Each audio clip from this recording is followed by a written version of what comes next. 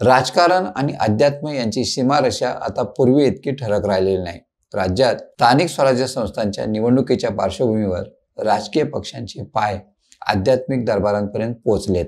या हालचालींना आता केवळ सामरिक नाही तर आध्यात्मिक अधिष्ठाने लाभताना दिसतंय। अशाच पार्श्वभूमीवर ठाण्यात पार पडलेली एक मोठी आणि राजकीय दृष्ट्या महत्त्वाची घटना म्हणजे बेळगावच्या श्री दत्त गगनगिरी मठाचे मठाधिपती परमपूज्य पुरुषोत्तम माळी महाराज यांचा हजारो अनुयायांसह थेट शिवसेना पक्षप्रवेश। उपमुख्यमंत्री एकनाथ शिंदे यांच्या उपस्थितीत पार पडलेल्या या भव्य सोहळ्याने केवळ महाराष्ट्रातच नव्हे तर सीमा भागातही राजकीय समीकरण बदलण्याची चिन्ह स्पष्ट दिसत आहेत। हे केवळ पक्षप्रवेश नव्हे तर हिंदुत्व, अध्यात्म आणि राजकारण यांचा शक्ती प्रदर्शनातला संगम होता। आता प्रश्न आहे, या आध्यात्मिक आशीर्वादाच्या जोरावर शिवसेना आगामी निवडणुकीत कसा प्रभाव पाडणार आणि महाराजांचा हा निर्णायक प्रवेश किती मोठा जनमत तयार करणार? चला जाणून घेऊया सविस्तर माहिती। नमस्कार, मी राजेश सावंत आणि तुम्ही पाहताय प्रहार न्यूज लाईव्ह।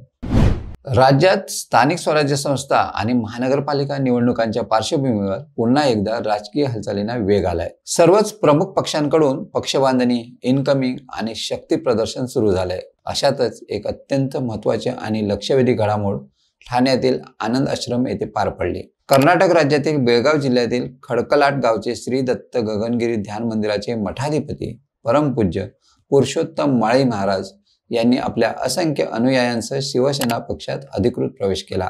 या भव्य पक्षप्रवेश सोहळ्यात उपमुख्यमंत्री एकनाथ शिंदे स्वतः उपस्थित होते। त्यांच्या समवेत शिवसेना नेते, पदाधिकारी, कार्यकर्ते आणि संत समाजातील शिष्यवृंद मोठ्या संख्येने उपस्थित होता। पुरुषोत्तम माळी महाराज यांच्यासह पक्षात प्रवेश केलेल्या अनुयायांमध्ये सागर बागडी, सुप्रमा खरात, अरविंद शिरळाकर, दादा महाराज, अजयराज घराडे, नूतन धनवडे, बालकृष्ण कांबळे, सुलेल शेट्टे, मयूर गुरव, साई पाटील, अनिकेत वरके आणि दीपा फडणवीस यांचा समावेश आहे। या पक्षप्रवेश सोहळ्यानंतर एकनाथ शिंदे यांनी आपल्या भाषणात सांगितलं की राजकीय अधिष्ठानापेक्षा आध्यात्मिक अधिष्ठान मोठं असतं आणि मी केवळ एक सर्वसामान्य कार्यकर्ता आहे। ते पुढे म्हणाले, पंढरपूरच्या वारीसाठी आणि माझ्या गुरूंच्या सेवेसाठी जे काही शक्य होतं ते मी नेहमी करत आलोय आणि यापुढेही करणार आहे। त्यांच्या या भावनिक आणि नम्र वक्तव्यानं श्रोत्यांची मनं जिंकली। या घटनेने केवळ महाराष्ट्रच नव्हे तर कर्नाटकातील बेळगाव भागातही शिवसेनेच्या राजकीय ताकदीत मोठी भर पडली आहे। पुरुषोत्तम माळी महाराज हे अत्यंत प्रभावशाली आध्यात्मिक व्यक्तिमत्व असून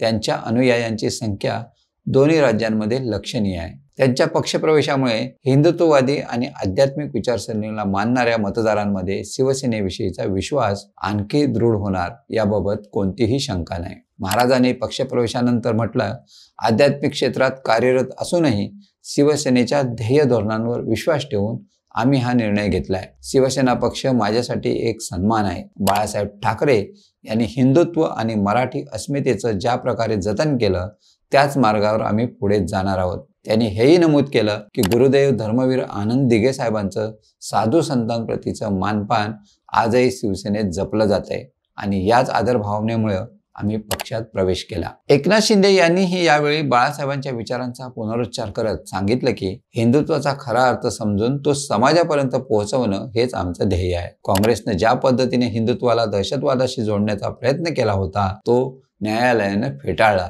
आणि आम्ही तो मुद्दा जनतेसमोर वारंवार मांडत आहोत। या पार्श्वभूमीवर उपमुख्यमंत्री शिंदे यांनी हेही सांगितलं की गेल्या 3 वर्षात जनतेचा ओघ शिवसेनेकडे वाढत चाललाय। आम्ही हिंदुत्व आणि विकास या दोन्ही विचारधारांवर काम करत आहोत। महाराष्ट्र साधू संतांची भूमी आहे आणि त्यांचा आशीर्वाद आमच्या सोबत आहे। आज राज्यातील विविध भागातून राजकीय पक्षांकडे संत समाज, समाज प्रबोधन करणारे नेते आणि स्थानिक पातळीवर प्रभाव असलेले कार्यकर्ते आकर्षित होत आहेत। या सर्व घटनांमुळे स्पष्ट होतं की राजकारण आणि आध्यात्मिकता यांची नवी सांगड राज्याच्या आगामी निवडणुकीतील दिशा ठरवू शकते।